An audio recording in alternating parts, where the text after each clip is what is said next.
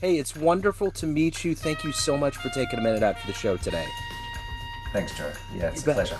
You bet. So let's begin our journey into your work of health and fitness and education and writing books by asking Yeah, you this 5 years ago. Something that affected all of us in a health sure. way, fitness way, was the pandemic. How did you make it through that pandemic of 2020, and how has it changed the way that you approach life today? Yeah, very good question, Joe.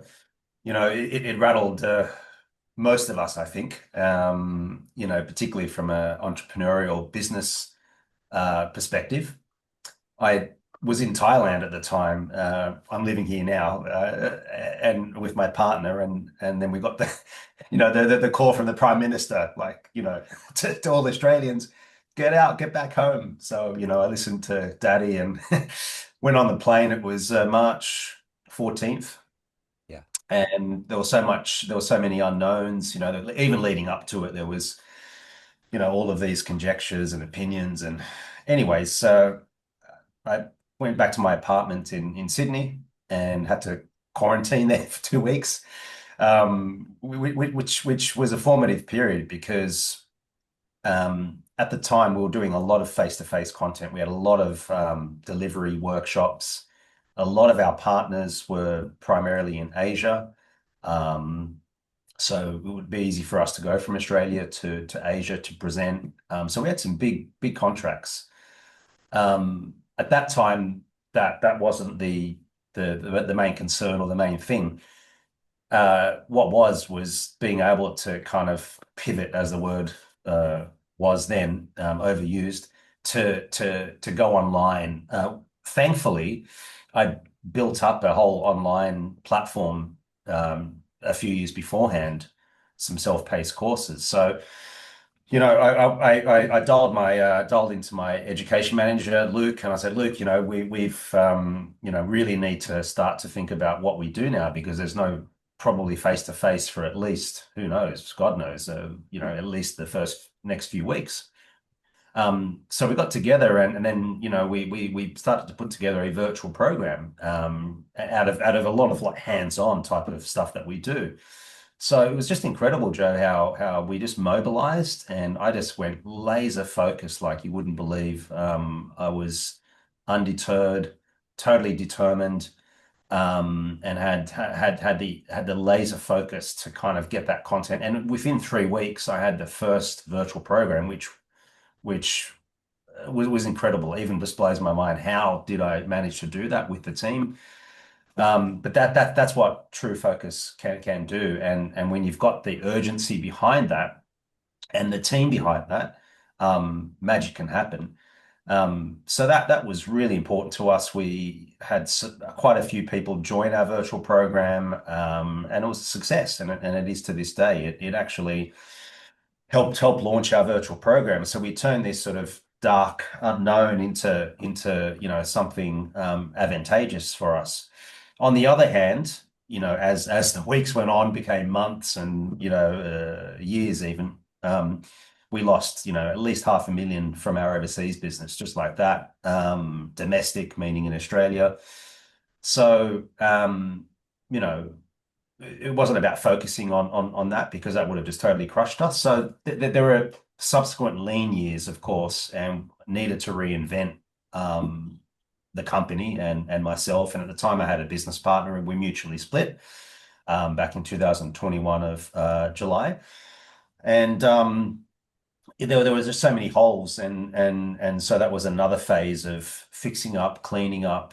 So yeah, it was like on one hand, Joe, it was a lot of darkness and unknown and a lot of business lost, but on another, it forged these new opportunities, both personally and professionally, that I would never have imagined would have occurred without it. And I hear that so often. It doesn't take away from the Mm, peril that we went through as a civilization. But I think overall, if you decided to capitalize on this and make the best out of it, I think there were so many doors that opened up for people. big time, yeah, exactly, and that's what I think has occurred. It was still painful. Like there's no doubt that small business in particular was and still remains hurt. but again, it's how does one reinvent themselves? And then even in the face of AI, how does one embrace that and take the best of AI, for example? So let's get into exactly what you do on a daily basis. There's a lot of titles, but if I put you in a grade school in front of a bunch of 12-year-olds, career day, and the kid in the back of the room is like, "Hey, what do you do for a living?" How do you answer them? Yeah, good question. Good, well framed. Um, look, I would say that I help people. Yeah, it's an interesting one. I haven't thought of it it's a simple answer, right? But it's one that sometimes we can intellectualize. But Yeah. I would say that I help people become better from within through movement to actually get more in touch with themselves, to actually become more focused in life as a result of moving and as a result of good practice, of regular practice. The more that you can practice, the more that you can move and play and get off your bum and move around, the better you're going to feel. So I would sort of kind of caricature it like that. Yeah. Yeah. Simplicity with the kids always works. So, what did you want to be at 12 years old? What was your dream job? Yeah, for sure. It was a footballer. I wanted to be a professional footballer, the round soccer, as they say Yes. in America. So I was playing that quite rigorously and competitively, and yeah, that was my dream. So yeah, that's it. So, interestingly enough, I'm in Kansas City, Missouri. We are known as one of the soccer capitals of the world. So, Yeah, big time. yeah, we're actually going to get the World Cup here next year, and there's a lot Exciting. going on. We actually last year had the first the first soccer stadium for women in America. All right. Yeah, and they Yeah. did really good, the Casey Currents. So anyway, I think sometimes I know overseas it's like, we aren't into soccer as much, but Kansas City, and I know I go to indoor soccer. Have you seen indoor soccer? Oh yeah, for sure. Yeah, and look, and going back to what you were saying with I mean, the youth in America, the football, soccer has played incredibly from college. But yeah, no, I used to play a lot of futsal, and I got my major injuries for actually playing futsal. Wow. Not playing outdoor. Yeah, I had a knee reconstruction, broken ankle, Oh wow. deliberate one. But outdoors, I was fine. Yeah. I just, it was just the fastness, the surface, and so forth. It's like in basketball, a lot of injuries occur. For sure. With Yeah, the turf. rapid movements and so forth. But yeah, Yeah. no, the futsal was fun though. I mean, I played it for a number of years. I loved it. I Yeah. loved futsal because it was more skillful, and that was my game. And then got into the grass artificial turf, 6v6, which came actually bigger. It kind of replaced futsal, which Yeah. was a shame, but I think all of that real estate, got quite lucrative in Sydney. So it ended Yeah. up in a lot of those areas, and as same with squash, right? If you've ever played squash, it's Yeah. another fast, wonderful sport. Yeah. Yeah. Yeah, the indoor soccer is great. My son and I, we love going out. They're the Comets, and it's just fast. It's awesome. So, um let me ask you this. Take me back to your childhood and how these seeds of health and fitness and entrepreneurship, how did all of these get planted and get harvested and grow into who you are in your career today? Yeah, well, it was I'd say through soccer, or it opened up a lot of doors. Even though I never ended up becoming professional, I still played at a high level. And what was a turning point was when I was 16, I was playing, what we'd call state league, or, at a high level in Australia. And I was coaching my younger brother's soccer team as well. So I was 16, he was 12. And so I was training. I mean, I was on the pitch or whatever and coaching, pretty much 5 days a week. And I loved it. I just loved the coaching element. Whether they won or lost, it started to kind of forge character around that. And yeah, so it was when I was 16, I'd say would be the turning point around, probably the first turning point for like just loving coaching. And that's how it evolved for me. And then I sort of stopped for a few years, got back into coaching when I had my first major injury at 22, and continued thereafter for at least 7 years straight, mostly volunteer. So I went into a volunteer role and just loved it. We had some incredible moments, seeing the team over a period of years get better and better, and the camaraderie and all those things. So it was really soccer that kind of propelled me into coaching. And then I got into fitness as a kind of as a result, partly of the injury that I sustained, the second injury.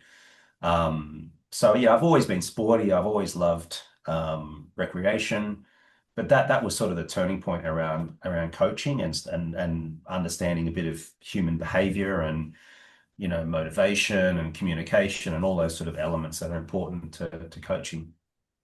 So, talk to me a little bit about inspirational figures in your life or heroes that have allowed you to find your voice, to find who you are, and find your place right now. Yeah, good question. Excuse me. I had, I mean, not, some have reputation in the industry, but others, most of them are people who are not in the industry, mentors of mine who were much older that are still friends of mine.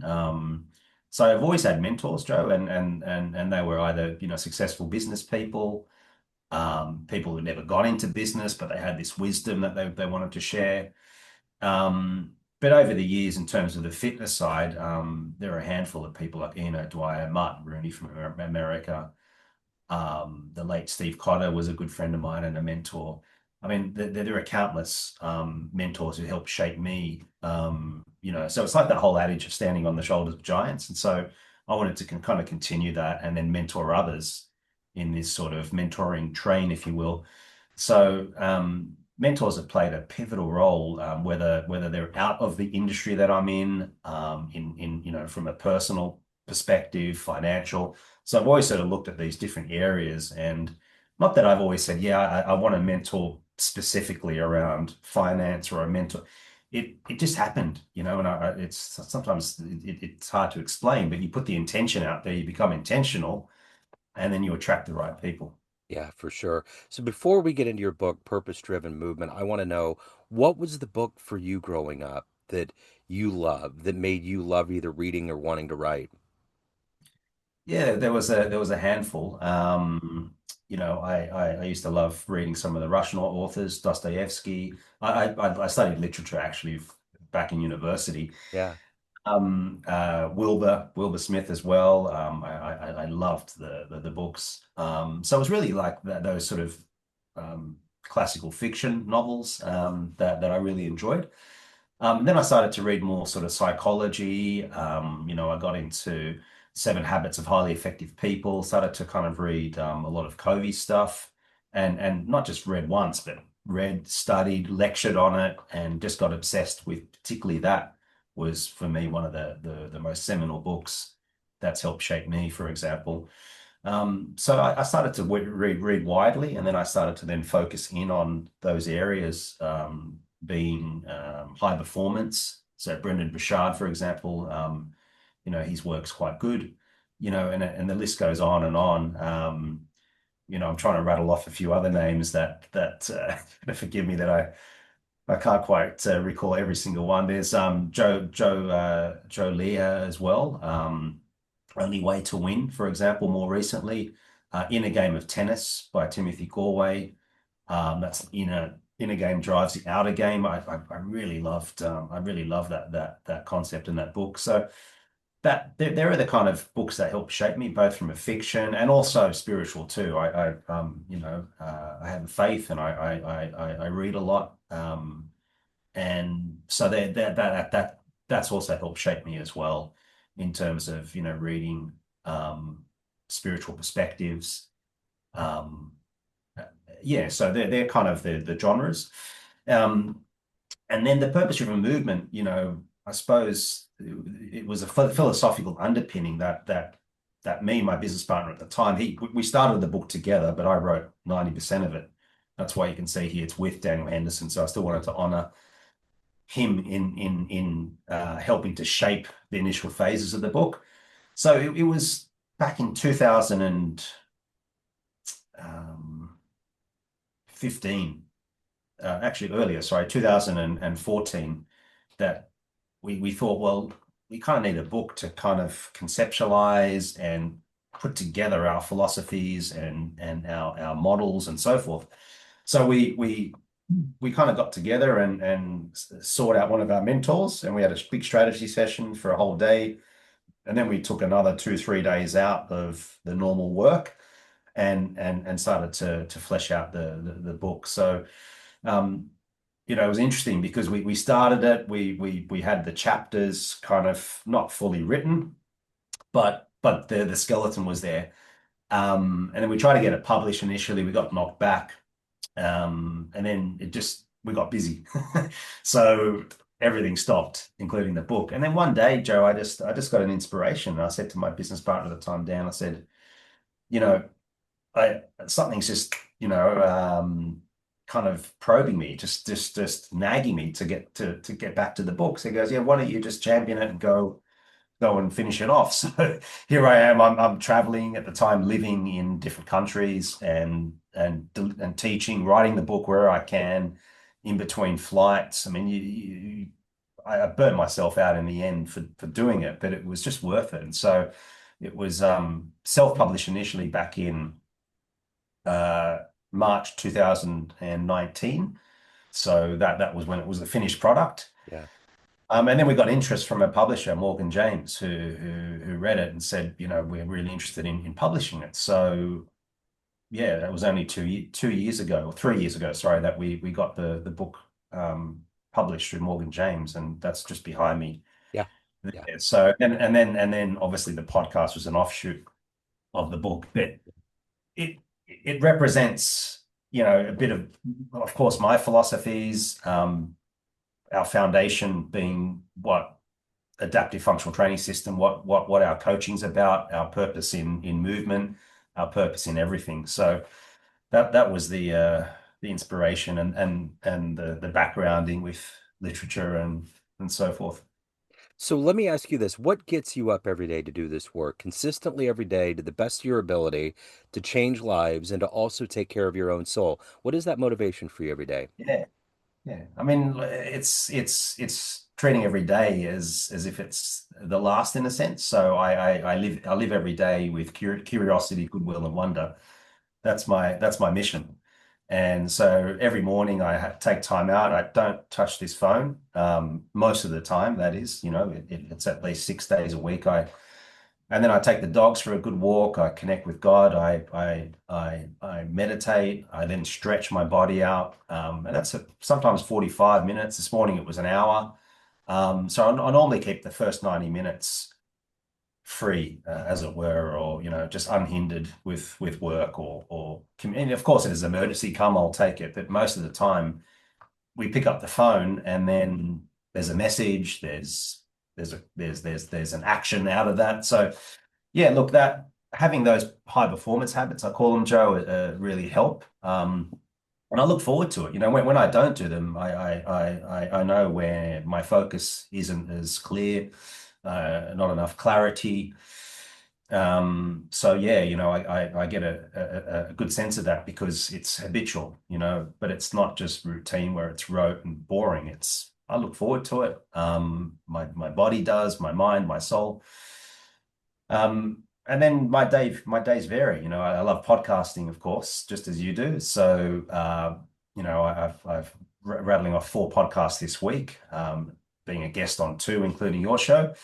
So there's this variability that has purpose in it as well. So the podcasting I put off for so many years, it was one of those things where it was not a need to have at the time. That's how I thought about it. But the more I reflect, I go, it's a need to have, and I love doing it. I love interviewing interesting people. I'm writing a second book as well, and also juggling the PhD that I'm doing. So I'm still pursuing these areas that keep me interested. Yeah, for as long as I'm here. I dig it. So let me ask you this. If you could run into the 18-year-old version of you in a dream tonight and give that version of you a piece of advice based on this life you've led, the choices you've made, the wisdom you've accumulated over all these years, what advice would you give that young version of you? Question. what advice would I give the 18-year-old? I look back, Joe, and I think when I was 18, I was really eyes wide open, and not that I didn't have any focus, but I shut my mouth and I listened, and I was able to have my first mentor actually at 18, help to shape me who I am and get me into the industry that I'm in, actually. I think, though, that aside, to